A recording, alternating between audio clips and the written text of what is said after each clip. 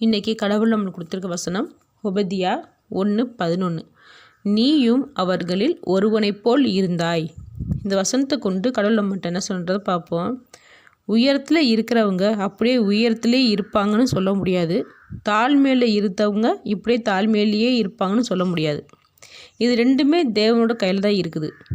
நம்ம கஷ்டத்தை நஷ்டத்தை சந்தித்த போது அதோட வேதனை நமக்கு நல்லாவே தெரியும். அது எல்லாத்தையுமே தாண்டி வர செய்தது கடவுள். அதை நம்ம மறக்கவே கூடாது.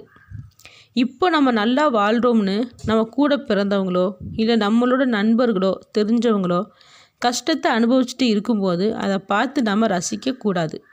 நாமளும் இப்படி கஷ்டத்தை அனுபவிச்சுட்டு இருக்கும்போது எவ்வளோ வேதனை அனுபவிச்சிருப்போம் அதை நம்ம நினச்சி பார்க்கணும். அதனால் அடுத்தவங்க கஷ்டத்தில் குளிர் காயாமல் இருக்கும்போது மட்டும்தான் எப்பயுமே தேவன் நம்மளோட இருப்பார். எப்பயுமே நம்மளை உயர்ந்த நிலைமையிலே வச்சுருப்பார். ஆமேன்.